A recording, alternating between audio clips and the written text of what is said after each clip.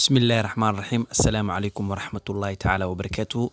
dhammaan akhyaarta ku xiran channelka Toosane Technical waxaan idin leeyahay soo dhawaada muuqaalkan waxaan rabaa inaan idinkugu sharxo sida aad uga hortagi lahayd in laga jabsado Twitter-kaaga muuqaalo fara badan hore u soo geliyo oo aan ka hadlayo sida aad uga hortagi lahayd in laga jabsado Facebook-kaaga Instagram-kaaga iyo wixii la midka ah kana waxaan ku sharxi doonaa sida aad uga hortagi lahayd in laga jabsado Twitter-kaaga Twitter-ka in laga jabsado waxay ku xiran tahay in qofka password-ka uu helo kadibna saas uu kaga jabsado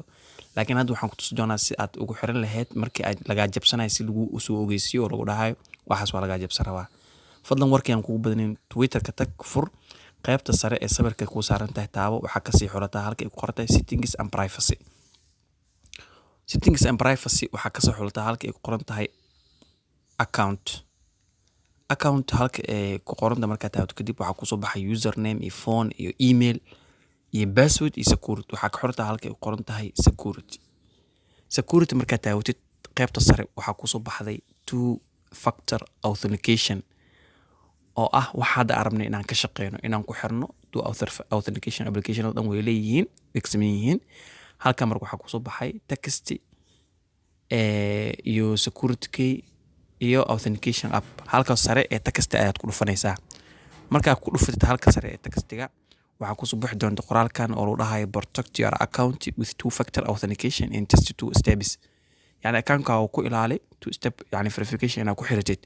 two step verification waxa uu aan faa'iido u leeyahay waxa kamid ah in markii laga jabsaro lagu soo ogeysiina message lagu soo diraa get start dhisa ugu xiratid wuxuu ku weydiin doonaa password-ka Twitter-kaaga gili halka verify ay qoran tahay taabo halkan wuxuu ku dhahay lambarka u dambeeyo 1135 ayaa waxa lagu diri doonaa code lambarkaasi waa in aa haysa kadibna adoo code-kaasi aa u gelisid si code-kaas lagu soo diro waxa taawanaysaa halka ay ku qoran tahay send code marka taawatid si automatic ahaan ayuu wuxuu ku soo dirayaa telefonka wuxuu ku soo dirayaa message yani message-ka meeshan la geli lahaa ayuu ku soo dirayaa meeshan ay ku qoran tahay enter confirmation code hadda aniga waa kan oo ii soo diray qaybta sare message-ka iga muuqdo u jeedaa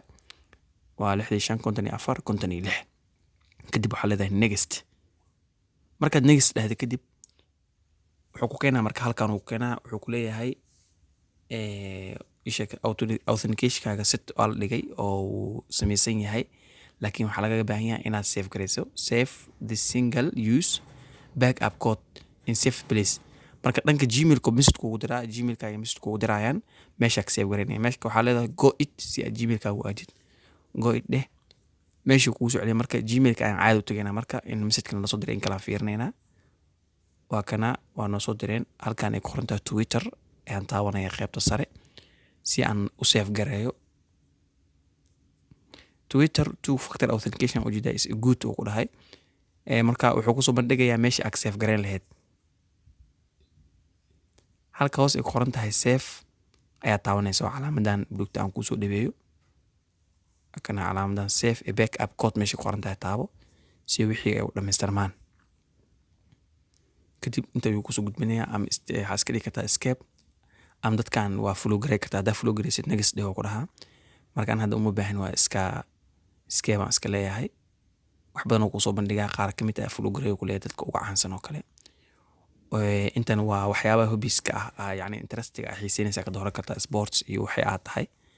wixii kala u baahan tahay sirjinka secret ka tahay meeshan ay kaga muuqanin marka waa intaas un fadlan janaakada ku cusubtaa subscribe saar lana wadaag asxaabta muuqaalku share gareey